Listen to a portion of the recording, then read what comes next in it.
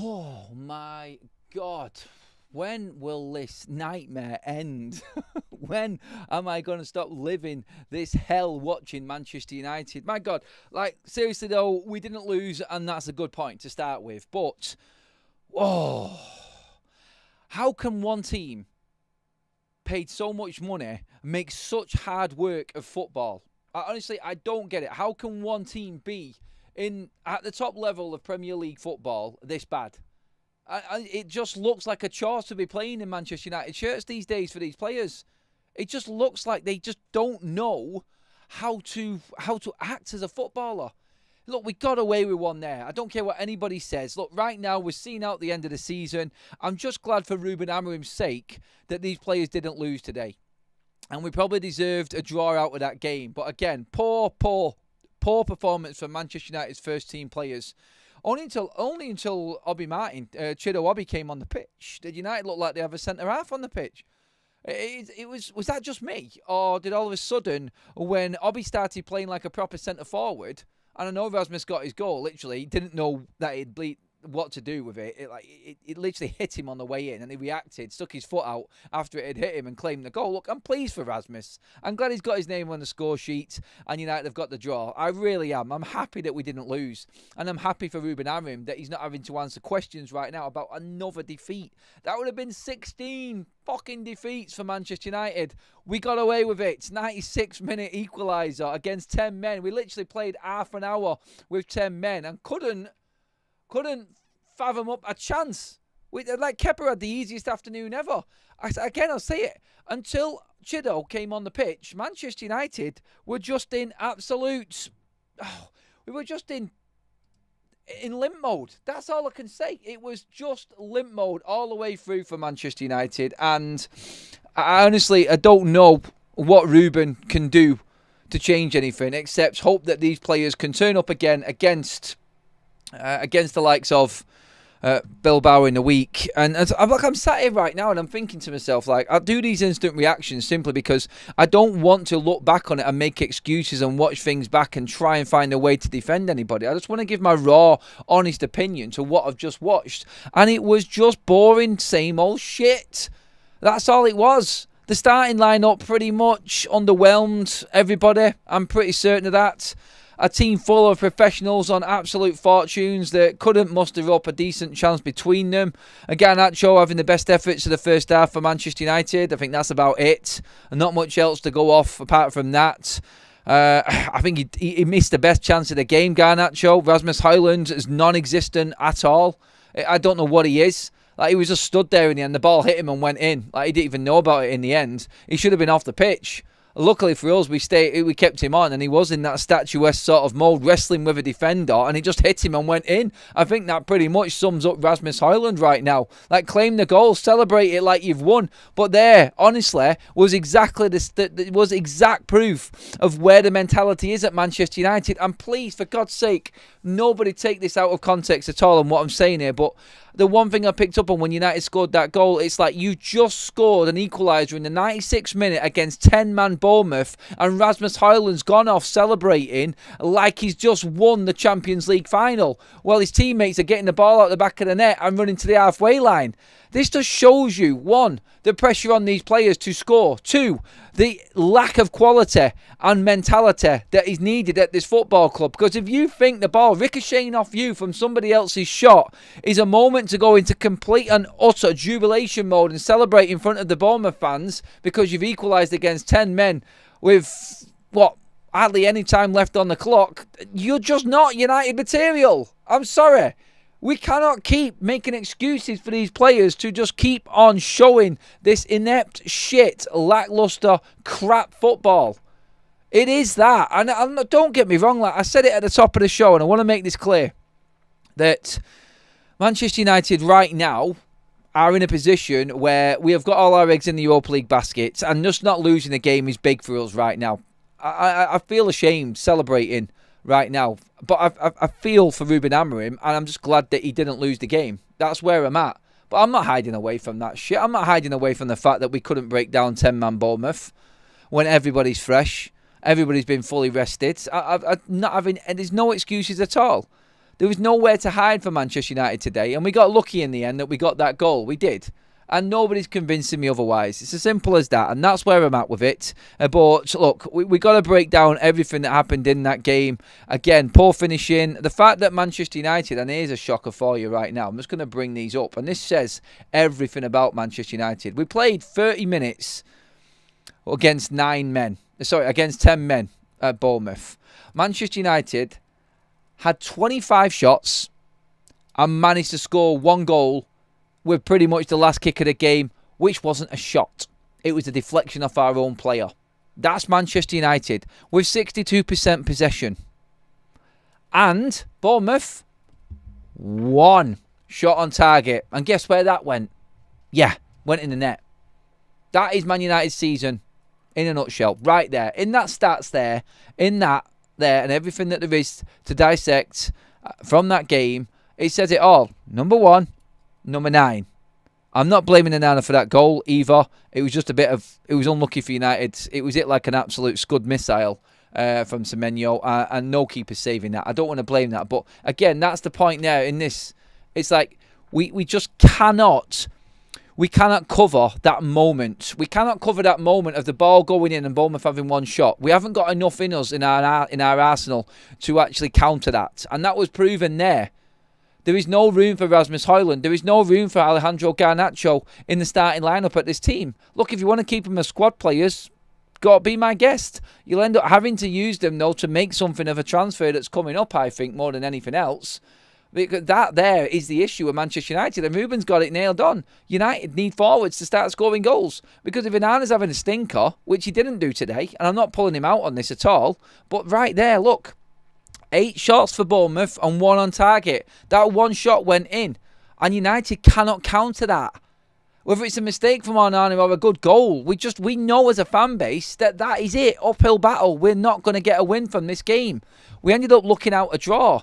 But for that amount of injury time, but for them going down to 10 men, Manchester United scrape a draw out of it. Everything needs to be in sync for United to get a win. We cannot create a winning mentality. Even when we are gifted the cards that we are gifted there in a red card for Bournemouth and them tiring towards the end of the game, we couldn't manage to win a game of football. We just don't have it in us. And that forward line is simply the worst that this football club has ever produced in its full entire history. I don't care that Rasmus got that goal. I'm happy for him. Go celebrate like you've won the cup final, mate, like you did. Honestly, I'm happy for him on a personal side of things. It takes the pressure off. That's all it does. But in the summer, what's going to happen? He's going to be replaced. Simple. If he stays, he's still replaced. And that tells you exactly where he is. It should have been him coming off the bench to try and do something for Manchester United. He's not a starter in this team, and neither is Alejandro Garnacho. I love his work rate. I like the effort that they both put in, but there's only so much hot air can be blown before you have to say, look, it's time to just pop that balloon. That, for me, is where Garnacho and Rasmus Højlund are in this team. They are not good enough. Simple as, not good enough. They are good enough to maybe sit on the bench. And that's why we need to invest where we are investing this summer. And Ruben is right. It's the forwards. It's always the forwards. Because they're the ones that are paid the most money. And they're the ones to do that, the hardest thing in football, which is score goals. We just don't score. Again, United, honestly, the amount of goals in this Premier League season, it is absolutely embarrassing. Let's have a quick look into that, actually. Right now, Manchester United, 39 goals in 34 games. Oh, the pain, honestly. I'm looking at all of these stats. Ipswich, who are relegated, are in better form than Manchester United in the Premier League. It just gets worse and worse and worse. The stats just keep on mounting up against us right now. And Ruben cannot survive this. He cannot survive this. If this carries on into the start of next season, like I've said so many times now, if this gets into that 10-game territory and Ruben hasn't improved his team, and let's say we're not competing at least around the top 6 next season, he's going to get the sack. He said it in his press conference. He's going to end up losing his job. And that today, there, again, lots of people were telling me while the game was on that this is down to tactics. It's tactics. Look, I'm going to give Ruben all the time that he needs with his players. Personally, for me, I don't think he'll get it all. I want to see what he can do. in this system, and I'm backing Ruben Amorim on that side of things. I just don't think that Manchester United have got it in them at all to change anything with what we've got right now. It does not work. It's just not in us at all. It's not there. Greg with a super chat. Thank you, mate. He says, cheers for today on Bingo, guys. It's always better to go through trauma as a group. We'll be okay, but we need to still hold bad performances accountable. We do. We got away with it today, but it was a shit performance. And nobody's kidding anybody otherwise. We're not, are we? We're really not. Welsh Red and myself got the score right, 1-1. Didn't expect any more. Be a different game next week, Adam. Look, everything now is all looking towards Thursday. It's like we have to just forget about these games in the Premier League. It's embarrassing that we have to just forget about these games and just pass them off like they're not even important. That's United right now. It is absolutely calamitous how this club has been run, and we're just dealing with the shit. Today, defensive left, were we that bad? No. The first goal, Luke Shaw is at fault, Dorgu is at fault, and Anna's at fault. We shouldn't be creating that melee in our own box, trying to pass the ball out. Like, the ball wasn't the ball to Dorgu from Luke Shaw. Like, seriously, why are you even trying to play that ball? That is embarrassing. It really is. And you know what? I think he needs to be pulled up on it. Dorgu loses it, and then bang, like we said. We created the one chance for Bournemouth by trying to do something that we've not been capable of doing all season, which is trying to pass out from the back. He'll get there eventually when we get the right type of players, but Dorgu's a bit of a concern for me right now. He really is. He's a concern for me because I just don't see how Manchester United managed to get more out of him. Obviously with new players coming in, but this is what I mean. Like, the problem you've got right now is it's like if Ruben does actually shit the bed, say for instance next season, this carries on, then you're looking at players again that he has brought in that might not be able to adapt to somebody else. They have to go all in and back Ruben Amorim on this. Dorgu's shown good signs in the second half again, but at the moment, he just doesn't look comfortable with this ever-changing backline of Manchester United. He doesn't look comfortable with Andre and Nana, and the centre-backs constantly changing. I do feel sorry for a lot of the new players that have come in over the last season for Manchester United, because like Mazraoui, I thought he was solid again today. No issue with Lenny Yoro. I didn't have a problem with Maguire, to be honest. I thought he was hard done to with a few decisions there by the referee. I thought the referee was a bit of a clown, to be honest. I thought it was a red card on the foul on Garnacho. I thought it was. And in the end, I think it was the leveller with that one that came in for Evan Nielsen and that red card. Proper scissor tackle, that one. I think it was the right call as well. But it took all of that for Manchester United to start getting on top of Bournemouth. And the only positive to take out from the game overall was, again, a little bit of encouragement from Chido. And Man United didn't lose. That was it.